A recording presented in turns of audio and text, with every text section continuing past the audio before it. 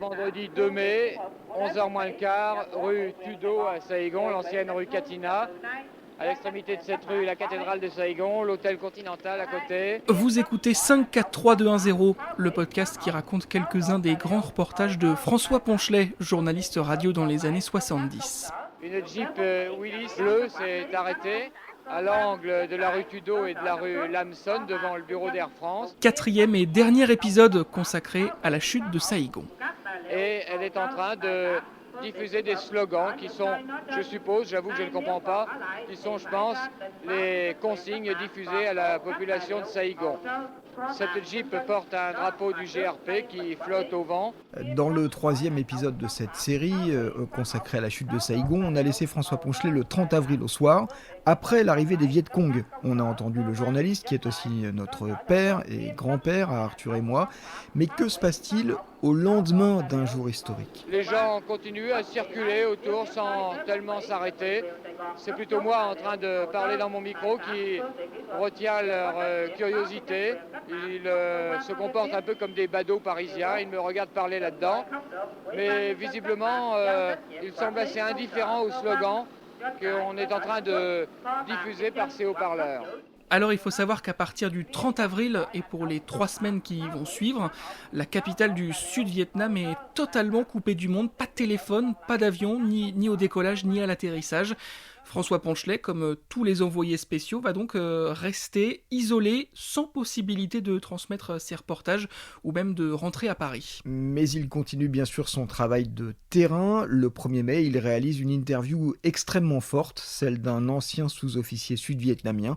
Il dit son amertume après avoir été abandonné par les Américains. Vers les 10h30 du matin, il y avait une accalmie dans le combat, personne ne tirait plus.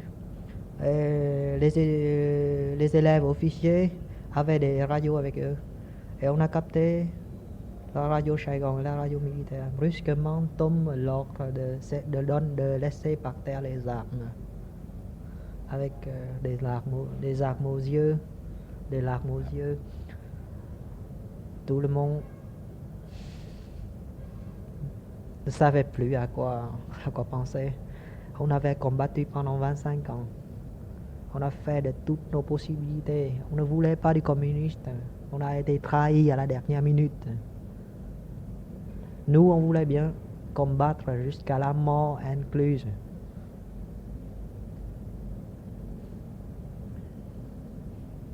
Comment ça s'est passé ? Vous avez déposé les armes alors ? Vous avez quitté vos habits militaires ? Non, on n'avait pas tout de suite compris ce qui va se passer. On pensait encore que la situation peut encore changer. On ne savait pas que les chats étaient déjà à Saigon. On ne savait pas que le gouvernement a été transmis au Fonds de libération nationale. Vous n'aviez pas entendu le discours de Minh à la radio ? Oui, on a bien entendu le discours de Minh à la radio, mais les termes employés par Minh n'est pas très exacts. Peut-être parce que vous ne vouliez pas y croire. Et personne ne voulait y croire non plus. Alors qu'est-ce que vous avez fait ? Seulement vers 1h de l'après-midi qu'on a compris que c'était la fin, qu'il ne restait plus rien à faire et qu'il valait mieux quitter les habits militaires pour rentrer chez soi. Chacun pourra encore s'occuper de sa famille. Vous aviez prévu depuis longtemps des habits civils justement pour cette situation ? Chacun portait avec soi. Les Sud-Vietnamiens, surtout les soldats, avaient trop d'expérience. On avait trop d'années de guerre derrière nous. On savait tous d'un moment ou l'autre qu'on aurait besoin des vêtements civils pour rejoindre les lignes et combattre de nouveau. C'est la meilleure façon de faire. Alors vous vous êtes déshabillé, vous avez quitté vos habits militaires, vos tenues militaires et vous avez mis les habits civils. On avait mis les tenues civiles, là on a brûlé tous nos papiers militaires. Je suis resté jusqu'au bout pour détruire la radio. Les armes, ça ne servait absolument à rien. Il y avait au moins dans le bataillon 500 M16, des armes, des lance-grenades. On avait tout ce qu'il faut pour résister jusqu'au bout. On les a abandonnés.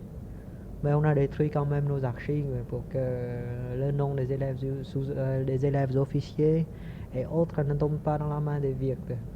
Après avoir brûlé les archives, après avoir détruit la radio, vous êtes parti vers Saïgon avec vos habits civils sur le dos, à pied. Comment ça s'est passé? Qu'est-ce que vous avez vu sur la route de Saïgon, sur les 20 km de route? En cours de route, il y avait des goulots, des tranchements de contrôle des Virtes. Ils ont donné l'ordre à ceux qui portaient des tenues de soldats d'enlever tous les kakis. C'est pourquoi il y avait des centaines de jeunes gens qui rentraient à Saigon en caleçon. Et sur l'autoroute, c'était vraiment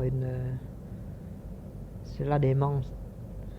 Il y a des camions éventrés, des canons, lagunbéantes en l'air, des vêtements militaires qui traînaient partout, des bottes de saut, des M16, des ponchos, des cadavres à côté des mitrailleuses. Et à 4h30 de l'après-midi, à l'entrée de la ville, à l'entrée de la capitale, il y a un embouteillage monstre. Au moins une division nord-vietnamienne voulait entrer en même temps dans la ville. Un embouteillage de chars? Un embouteillage de chars, un embouteillage de civils, un embouteillage de soldats. Les uns cherchaient à sortir de la ville, les autres voulaient y entrer. Il y avait les chicanes montées sur les ponts.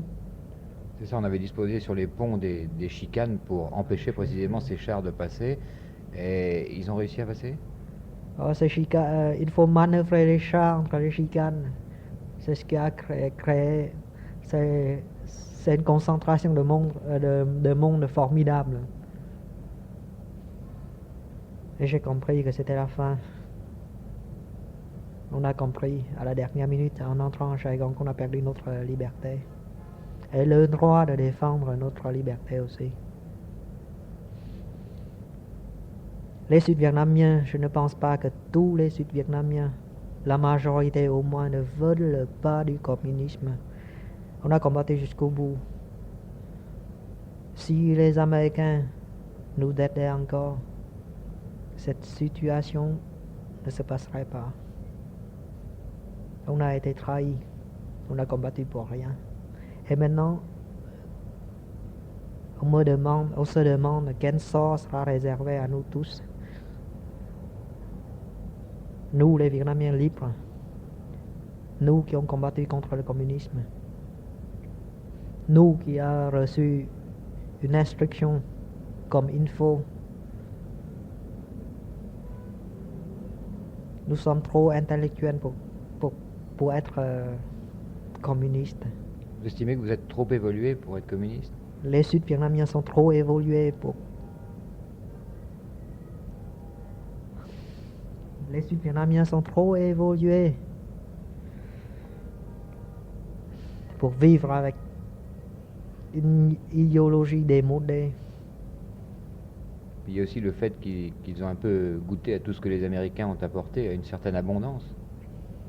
Et les Sud-Vietnamiens se sont entrés dans la société de consommation via le PX américain et la présence de l'armée américaine. On a appris à vivre. On a compris qu'est-ce que c'est que le pouvoir du dollar. On a connu les chaînes stéréophoniques, les motocyclettes Honda. On a connu la Jeep, les Mini. On a appris à danser. On a appris à vivre. On a appris à penser aussi. Et on a été trop ouvert envers le monde extérieur. Maintenant, il s'agit de revivre une vie de paysan, une vie fermée. Mais est-ce que vous croyez que les dollars, la Jupe, les Mini, les Honda, c'est un idéal de vie? C'est pas un idéal de vie, c'est un mode de vie. Et on a appris à vivre avec cette mode de vie. Et on avait la liberté de penser. On avait la liberté d'apprendre ce qu'on veut. Et on pouvait faire ce qu'on veut. Il faut dire aussi que, quoi qu'il en soit, le régime de Thieu est beaucoup plus libre que le régime communiste. Il n'y a aucune comparaison possible. Même quand les policiers rançonnaient les paysans pour leur faire payer une dîme pour aller sur le chemin de leur champ, etc., c'était ça la liberté de Thieu? Je ne pense pas que les policiers rançonnaient les soldats, les paysans comme ça. Ce sont des exemples qu'on m'a donnés, très précis. Non, je ne pense pas. Je ne pense pas qu'on rançonnait comme ça. C'est sûr que le régime de Thieu, l'ancien régime sud-vietnamien était un régime pourri, En décomposition complète. en décomposition complète. Quelqu'un a eu cette image d'un cadavre dans lequel on rentrerait un doigt et ça rentrerait tout seul parce qu'il était complètement décomposé. Mais il faut dire que tout le monde y trouve son compte aussi. C'est un régime pourri, mais tout le monde y retrouve son compte. À vrai dire, c'était une mode de vie qu'on a appris à vivre avec. Il y avait beaucoup de liberté dans cette pourriture. Il y a trop de liberté même. Il n'y a pas de pays où il n'existe... il n'y a pas de pays sous-évolué où il existe une liberté de presse comme le Sud-Vietnam au cours du décade dernier. Il y a quand même eu des journalistes d'opposition qui ont été en prison, qui ont été libérés quand Minh est arrivé au pouvoir, mais qui ont été mis en prison. Oh, ce n'est qu'un aspect de la liberté de presse seulement. Mais la presse étrangère avec complète liberté au Sud-Vietnam, ça, il faut la reconnaître. Est-ce que vous allez essayer de quitter ce pays? Tant que la liberté existe encore au Vietnam, je désirais vivre au Sud-Vietnam, c'est mon pays.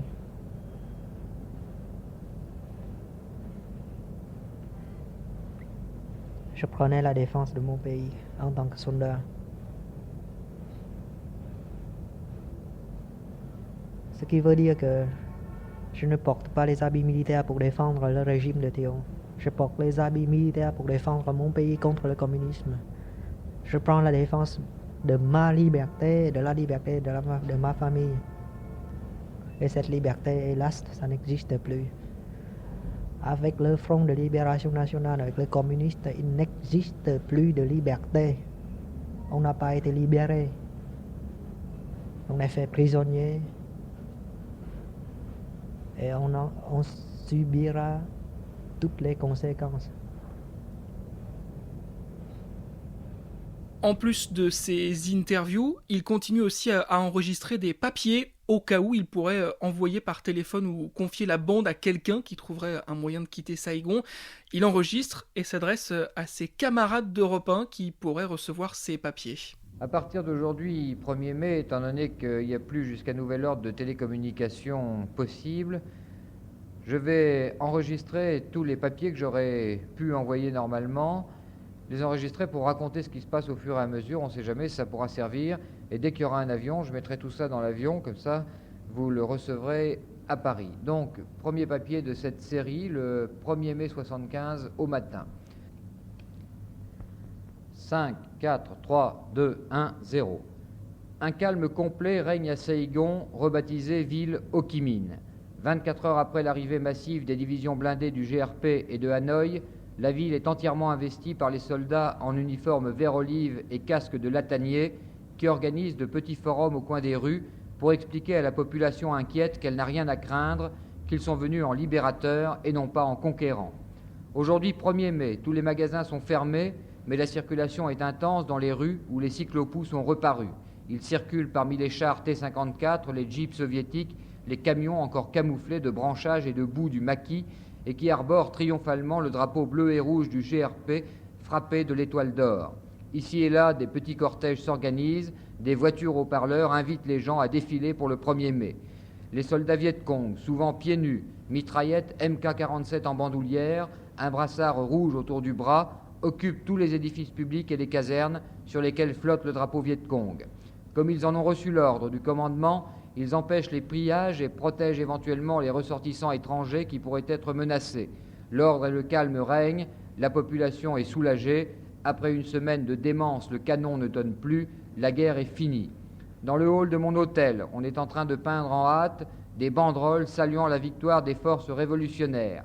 Des Viet Cong sont attablés à la terrasse du bar. Dans les rues, parmi les embouteillages de voitures, cyclopous et véhicules militaires, on voit des colonnes Viet Cong marcher en file indienne d'un pas souple et rapide, courbés en deux sous le poids des armes, exactement comme dans le maquis. Partout, sur les tas d'ordures, s'amoncellent les uniformes, casques, armes, grenades des soldats sud-vietnamiens qui ont tout abandonné en catastrophe sur place quand le Viet Cong a investi Saïgon sans rencontrer de résistance sérieuse dans la ville. J'ai vu hier le grotesque et terrible spectacle de ces soldats qui, la veille encore, faisaient la loi. Je les ai vus s'enfuir en slip et en chaussettes. Certains civils se sont fait couper les cheveux qu'ils portaient longs afin de ne pas paraître trop américanisés. Partout, le drapeau Viet Cong flotte sur la ville. À proximité de la cathédrale, une mitrailleuse antiaérienne chinoise est en position de tir. Sous les arbres, les troupes Viet Cong et nord-vietnamiennes organisent leur campement comme dans le maquis où elles vivaient depuis 30 ans. Certains soldats sont arrivés avec leurs garde-manger, je veux dire des poules et des cochons vivants qu'ils transportent dans des cages sur leurs camions et leurs chars. Par l'intermédiaire d'interprètes sud-vietnamiens pris au hasard dans la foule, je bavarde avec les maquisards. Ils me disent qu'ils sont heureux d'avoir libéré Saïgon de l'impérialisme et des américano-fantoches. Ils parlent en employant la dialectique du parti. L'un d'eux, qui est depuis 10 ans dans le maquis, me dit que c'est le plus beau jour de sa vie. Il n'y a pas eu de bataille de Saïgon. Les divisions blindées ont pénétré dans la ville comme à la parade, drapeau au vent. Les canons des chars étaient braqués vers le ciel, les soldats étaient massés sur les tourelles de leurs blindés, le fusil en l'air, saluant la foule assez disparate qui applaudissait ou faisait des signes d'amitié. Les seules tentatives de résistance se sont produites dans quelques secteurs périphériques où l'on a entendu des coups de canon. Cela n'a duré que quelques heures. Un soldat sud-vietnamien m'a raconté qu'il n'en croyait pas ses yeux quand il a vu déferler les premiers chars. Il était à l'académie militaire à ce moment-là, sur la route de Bien Hoa. Il a détruit lui-même la radio et brûlé les fichiers avant de se déshabiller et de s'enfuir après avoir enfilé en hâte les vêtements civils qu'il avait préparés depuis longtemps. Ce soldat m'a dit avoir vu sur la route de Bien Hoa à Saïgon de nombreux cadavres de militaires sudistes et de véhicules détruits. Aux portes de la ville, il a vu de gigantesques embouteillages de chars Viet Cong et nord-vietnamiens provoqués par les chicanes disposées sur la route qu'il devait franchir en slalomant entre les murs de béton ou de gros fûts remplis de terre. L'asphalte des rues de Saïgon est aujourd'hui complètement labouré par les chenilles des blindés. Dans Saïgon, les troupes de l'armée de libération s'organisent pour prendre la ville en main. Leur PC est établi au palais présidentiel du Clap, le palais de l'indépendance, sur lequel flotte depuis hier midi le drapeau Viet Cong. La radio du GRP, Radio Xai Phong, a diffusé hier soir les consignes aux troupes de libération. Ordre leur est donné de faire preuve de clémence envers les fonctionnaires, policiers, soldats de l'ex-régime fantoche qui rejoignent aujourd'hui les rangs de l'armée populaire, faisant preuve ainsi de repentir. Cela d'ailleurs n'a pas été long. Avant même que Saïgon soit totalement investi, les ex-miliciens arboraient déjà le drapeau et la tenue Viet Cong, circulant à bord de jeeps, prêts à tirer sur tout et n'importe quoi. Ici, on les appelle les cow-boys. Hier à midi, quand les chars de l'armée révolutionnaire ont enfoncé les grilles du palais présidentiel, j'étais sur le large perron du bâtiment. Je venais de rencontrer le général Mine et de l'interviewer pour Europe 1. Il était impassible, d'un calme impressionnant, dans un uniforme impeccable de couleur foncée. Il m'a dit « Je vois que la situation est calme, le but que nous avons recherché est atteint, sauver des vies humaines, aussi bien vietnamiennes qu'étrangères. » Je l'ai vu pour la dernière fois alors qu'on lui annonçait au téléphone l'approche des chars Viet Cong. À peine arrivé sur le perron du palais, après avoir descendu les marches en courant, je me suis trouvé face à face avec le premier char Viet Cong. Il avait le canon braqué en tir direct sur le palais, sur moi. Il n'avait aucun drapeau. J'ai cru à un coup de force des militaires de droite contre la reddition de Mine. Le char a enfoncé la grille du palais. Il a tiré au canon, à la mitrailleuse lourde. C'est seulement au bout de quelques minutes, quand j'ai vu arriver un autre char, arborant cette fois la bannière du GRP, que j'ai compris, le Viet Cong venait de prendre le palais présidentiel en tirant des coups de canon en l'air. Quelques minutes plus tard, le gros Mine, entouré de Viet Cong en armes, remettait tous les pouvoirs aux mains des combattants du maquis, aux mains du GRP.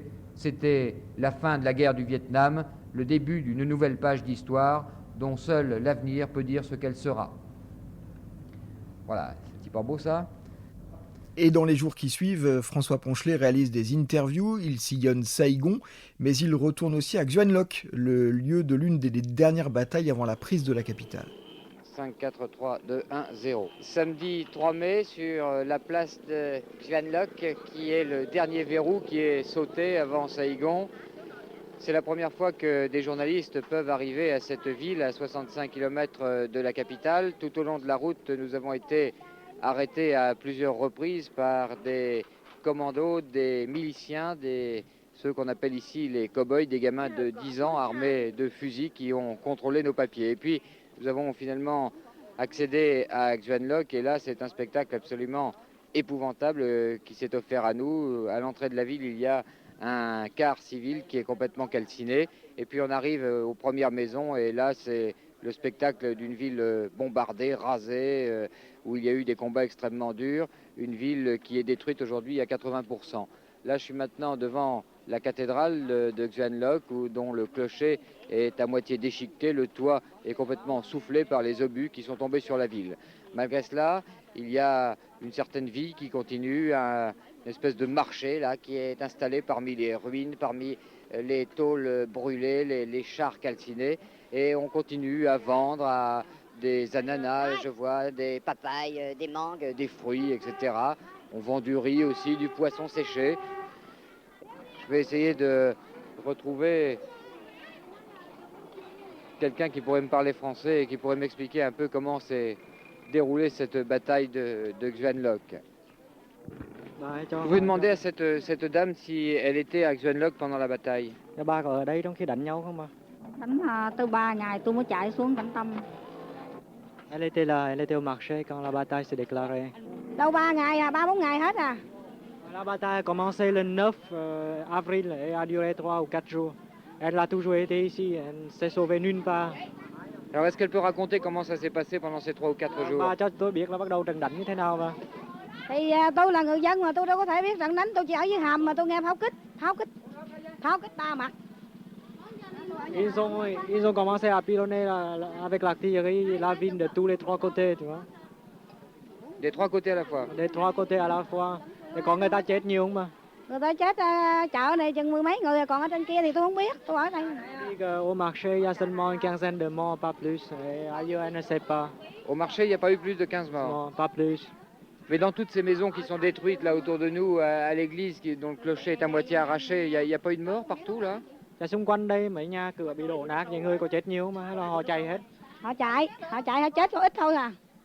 Il y a peu de morts parce que la population civile s'est sauvée ailleurs. La plupart des gens sont partis? La plupart des gens sont partis, ça explique le nombre très bas de morts. Qu'est-ce qui s'est passé, pouvez-vous lui demander, quand les soldats sont entrés dans la ville et qu'ils ont pris la ville?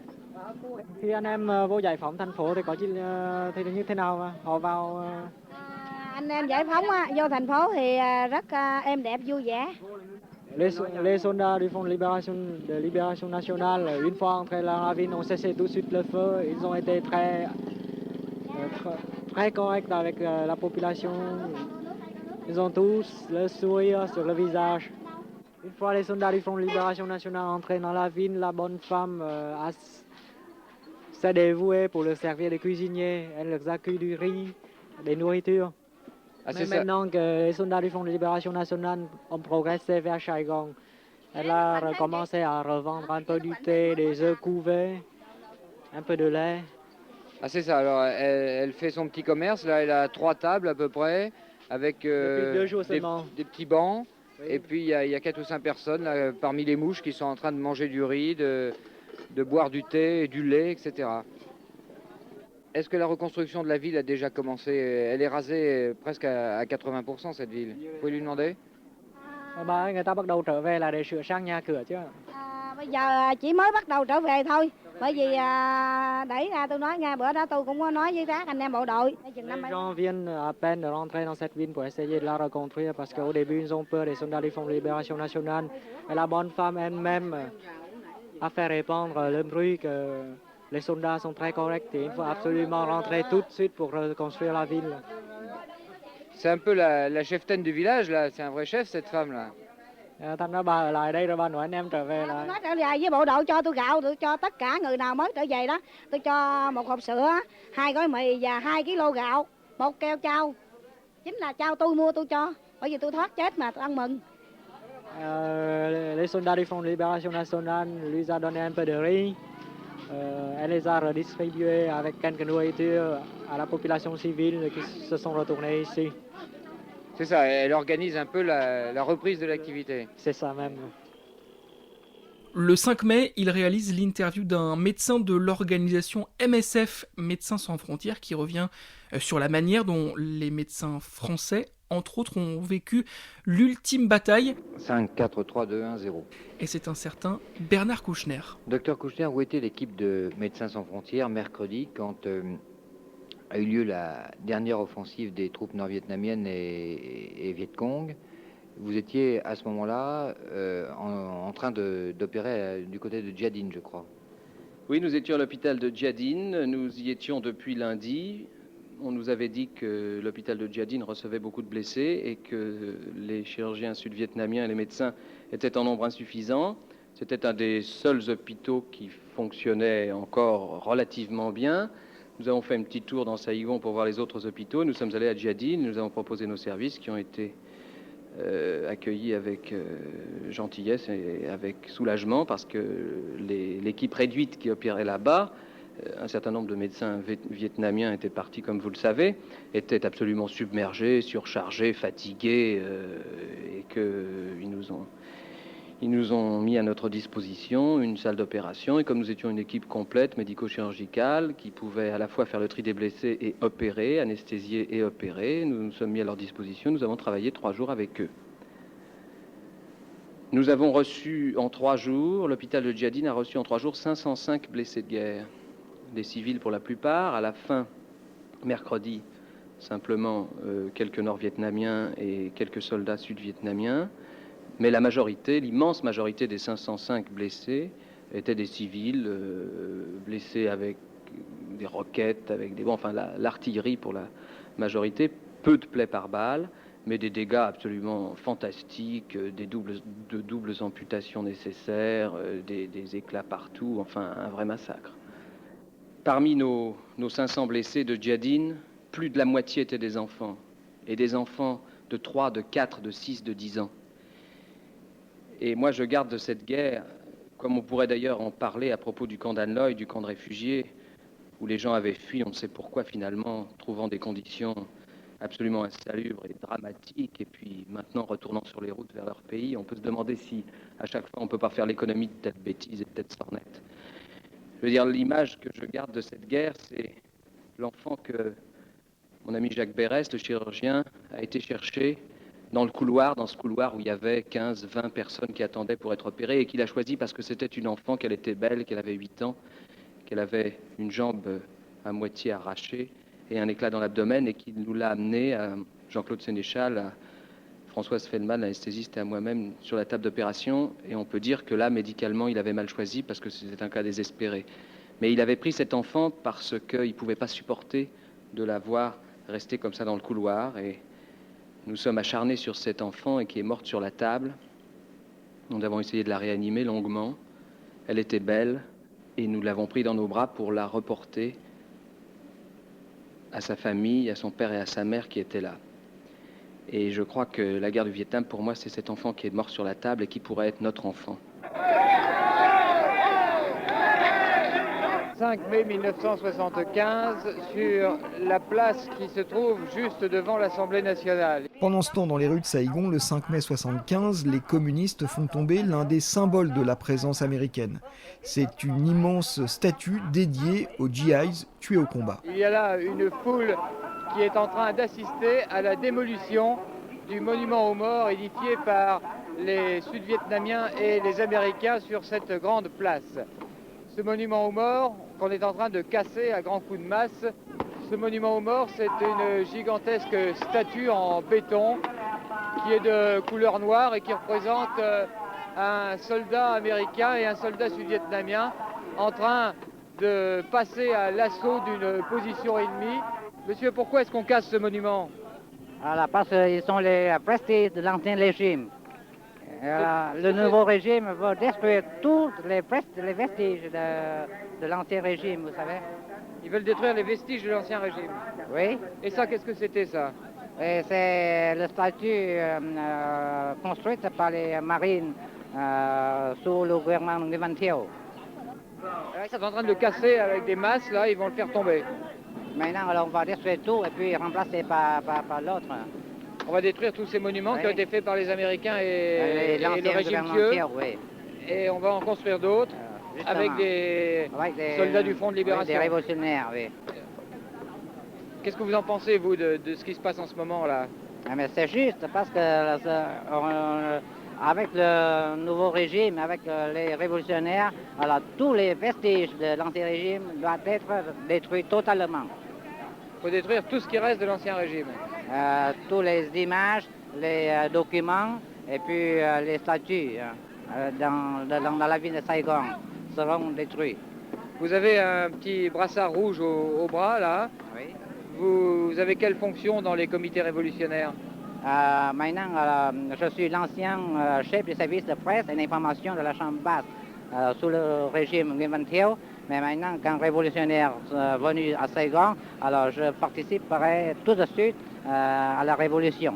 Et puis maintenant, je suis membre du comité révolutionnaire de Tuduk.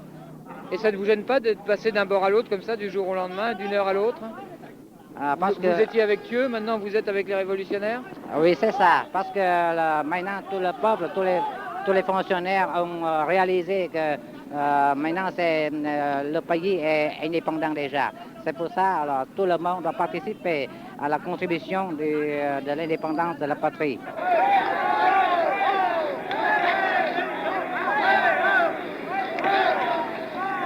Ça y est, ils sont en train de dire eh oh, et de pousser sur la statue qui branle et qui va tomber dans quelques instants. Ça y est, elle est tombée.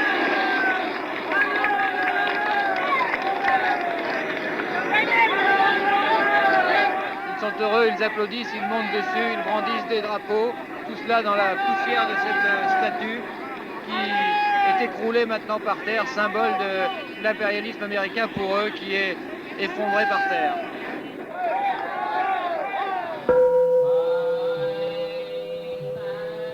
Au hasard des rues, devant une pagode, François Ponchelet décrit ici une cérémonie, un enterrement bouddhiste.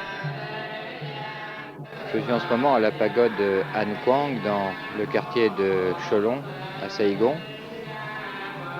Et dans cette pagode, on est en train de prier pour un mort. Il y a 3 bonzes qui sont sur une sorte d'autel. L'un d'eux frappe sur cet instrument que vous venez d'entendre qui ressemble à une sorte de grande casserole en cuivre.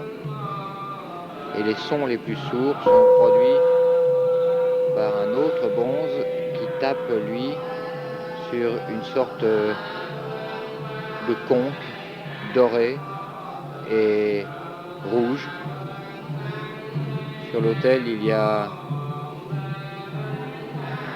3 candélabres et des bâtons d'encens qui fument en dégageant cette odeur d'encens. Odeur un peu mielleuse, un peu sucrée. Derrière, dans la salle, ça ressemble un petit peu à une église, si ce n'est évidemment tout le décorum qui est totalement différent, qui est à base de soie jaune et de couleur or. Derrière, il y a la famille de ce mort qui est agenouillé, qui a les mains jointes à hauteur de la poitrine et qui regarde le ciel en priant. Il y a des offrandes sur un autre petit autel qui est disposé un peu plus loin et sur lequel il y a un Bouddha en cuivre. Ces offrandes, ce sont des fruits, des bananes, des fleurs,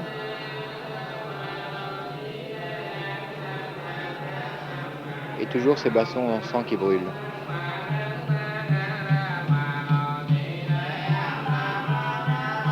Finalement, le 24 mai 1975, François Ponchelet prend l'un des premiers avions autorisés à décoller par les nouveaux maîtres de Saigon.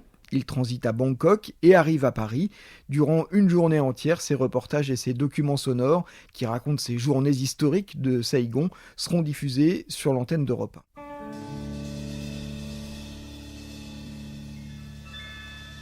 1. Il a emmagasiné tellement d'enregistrements qu'il enregistrera même un 33 tours dans lequel il racontera en détail les dernières heures de Saïgon, c'est d'ailleurs le titre de ce disque. Et pour la petite histoire, Europe 1 a refusé le principe de ce 33 tours et il l'a donc enregistré clandestinement sous pseudonyme François Ducor, du nom de jeune fille de sa mère Denise. Le disque est paru dans la collection Expression spontanée.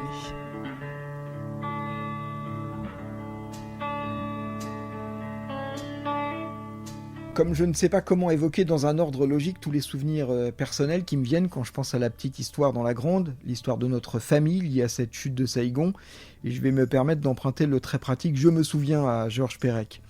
Je me souviens qu'en avril 1975, alors que lui était au Vietnam, notre mère visitait la future maison de Ville d'Avray et qu'elle hésitait à l'acheter. Parce que ce n'est pas rien d'acheter une maison. Elle lui en avait parlé au téléphone, les rares fois où il parvenait à appeler, mais Saïgon a été coupé du monde le 30 avril, elle a donc dû prendre seule la décision d'acheter la maison, et, comme toujours, elle a bien fait.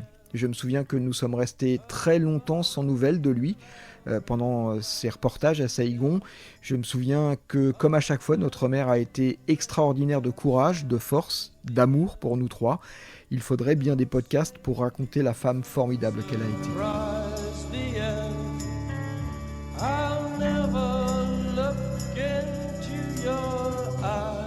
Je me souviens que la première communion d'Isabelle était prévue fin mai 1975. Nous n'avions toujours pas de nouvelles de lui. À l'église, Isabelle, du haut de ses 9 ans, a prononcé un vœu que mon papa revienne du Vietnam. Eh bien, croyez-le ou non, c'est ce jour-là qu'il est revenu. Merci Isabelle, merci Jésus, merci Ho Chi Minh et merci Bouddha. Je me souviens que dans notre R5 verte, nous avons été le chercher rue François 1er à Europe. Une photo noir et blanc témoigne de ces retrouvailles après un mois d'inquiétude. Nous sommes sur le trottoir, tous riants et souriants. Il a ramené des cadeaux, on aperçoit des grands chapeaux chinois en paille, des pyjamas noirs en soie, des sandales en pneus recyclés comme ceux des Bodoy. Je me souviens l'avoir entendu parler de cet appareil photo qu'il avait acheté sur le marché aux voleurs. Sitôt acheté, il se l'était fait arracher des mains et voler. Je me souviens qu'il a aussi ramené des hippos de GIs, un reste d'obus de mortier qui a longtemps servi de cendrier à la maison. Je me souviens que les chapeaux chinois et les pyjamas noirs nous ont très souvent servi de déguisement à Sophie, Isabelle et moi. Je me souviens de ce petit garçon dont il a parlé quelquefois, un enfant vietnamien blessé de guerre. Il n'avait plus de bras. Mon père racontait en peu de mots qu'il l'avait aidé à se nourrir, qu'il lui avait donné de l'argent. Je ne sais pas si je l'ai inventé, mais il me semble avoir compris qu'il avait hésité à entamer des démarches pour l'emmener en France.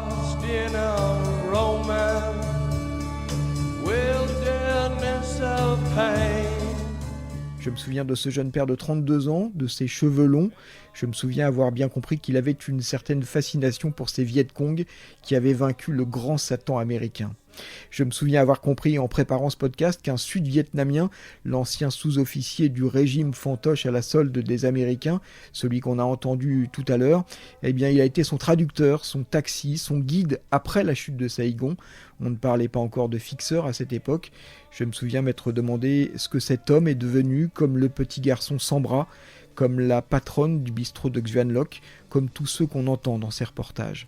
Je me souviens que lorsque nous avons découvert les quelques feuillets qu'il a écrits, dont nous avons lu des extraits dans le premier épisode, c'était juste après son décès, il y a bientôt 4 ans. Je me souviens avoir eu l'impression de lire du Kessel. Je me souviens également dans le même carton avoir retrouvé une lettre adressée à nous, sa famille. Elle date du 4 mai 1975. Ce père si pudique commence sa lettre ainsi « Mes amours, tout va bien ». Il nous dit qu'il a eu la trouille le jour où les chars sont arrivés dans le palais parce que ça pétait de partout. Et ces 3 courtes pages se terminent ainsi. Je vous aime terriblement fort. À bientôt.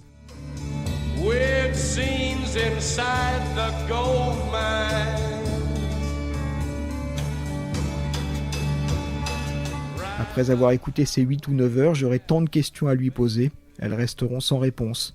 La part de mystère demeure, laissant place à l'imaginaire comme dans les grands livres, les grandes histoires. C'est anecdotique, mais je me demande s'il fumait déjà la pipe, parce qu'il y a des moments dans tous ces enregistrements où j'ai l'impression d'entendre qu'il l'a dans le bec et qu'il parle en serrant un peu les dents comme il le faisait en fumant. Je me souviens l'avoir entendu dire qu'il avait eu la chance d'être au bon endroit, au bon moment, que la chance faisait partie de ce métier. Je ne me souviens même pas l'avoir entendu dire qu'il était fier de ce reportage. Lorsqu'il est mort, sans mémoire, le 3 mai 2021, je me suis demandé s'il ne s'était pas souvenu, jusqu'au dernier jour de cet enfant vietnamien sans bras, et de tous ceux qu'il a rencontrés, interviewés, décrits, aimés, s'il ne s'était pas souvenu, au plus profond, de tout ce qu'il a vécu à Saïgon et ailleurs. The West is the best.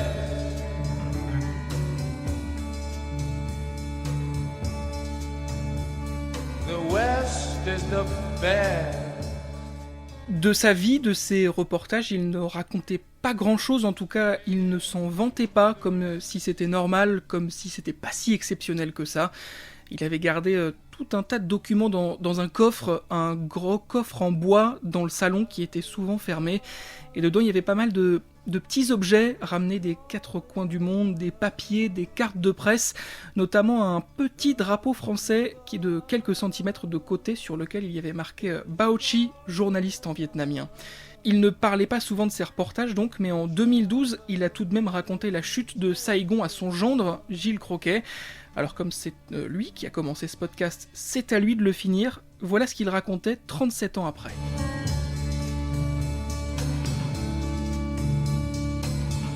Le souvenir le plus marquant, c'est incontestablement le 30 avril 1975, la chute de Saïgon. J'ai eu la chance exceptionnelle d'assister à la fin d'une guerre de 30 ans, ce qui était quand même un événement, et de me trouver au bon moment, au bon endroit. Et donc le matin du 30 avril, on savait que les troupes nord-vietnamiennes allaient débarquer incessamment. J'ai loué un taxi à la journée et je lui ai demandé de m'emmener dans tous les endroits stratégiques pour essayer d'être là quand il fallait. Et donc toute la matinée, avec ce chauffeur de taxi, on a tourné dans Saïgon, etc. Et puis à un moment, il m'amène au palais présidentiel. Alors, bon, je me mets en attente devant le palais, puis il se passait rien. Et je lui dis, bon, bah, on va voir ailleurs, hein, on va aller voir à l'aéroport de Tan Son Nhut, s'il se passe quelque chose. Il me dit, non, tu bouges pas, tu restes là. Et donc, je suis rentré dans le palais, et là, je me suis trouvé en face du général Minh, le dernier président de la République, qui attendait l'arrivée des forces communistes pour leur remettre le pouvoir. Et donc là, j'ai fait rapidement une interview du général Minh. J'ai quitté le général Minh après avoir fait cette brève interview où il disait qu'il allait remettre tous les pouvoirs aux vainqueurs. Et au moment où je sortais du palais, je me suis trouvé face au char du GRP, des communistes, qui arrivaient et qui allaient entrer dans le palais. Ils tiraient des rafales de mitrailleuses, des rafales de victoire, ils ne tiraient pas dessus, ils ne tiraient pas sur le palais, ils tiraient en l'air. Bon. Et donc là, je me suis mis à courir et je me suis mis sur le côté. J'avais tout ça dans ma boîte, dans mon agra. J'ai repris mon taxi et je lui ai demandé de m'emmener à la radio. C'était le centre de liaison par lequel on communiquait avec les lignes à grande distance. Et au moment où je suis arrivé à la radio, c'était fini. Il y avait des Viettes partout et ils ont coupé toutes les liaisons pour communiquer avec Paris. Et je me suis retrouvé avec mon reportage dans ma poche, dans mon agra, et j'ai jamais pu l'envoyer. Il fallait que ce soit les Vietnamiens vainqueurs, les Nord-Vietnamiens, qui racontent l'histoire de la chute de Saïgon. Les vainqueurs avaient décidé de ne pas relâcher les journalistes occidentaux tout de suite. On pouvait se balader en ville et tout, mais on ne pouvait plus communiquer du tout. Et quelques jours après, ils nous ont relâchés, on est parti, on a pris l'avion et rentré. Et là, je suis allé à Europe, numéro 1, pour lequel je travaillais à l'époque. Et donc, pendant 3-4 jours, à Europe, on a fait le récit de la chute de Saïgon.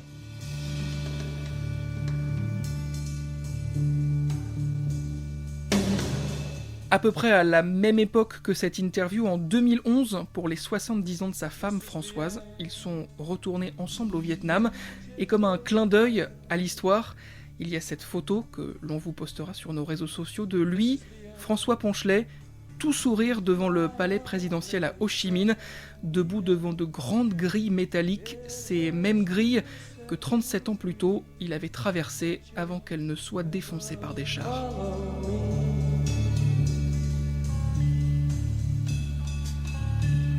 The end of laughter and soft light.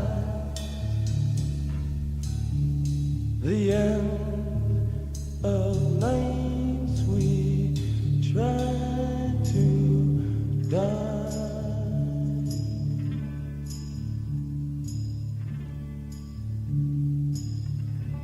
This is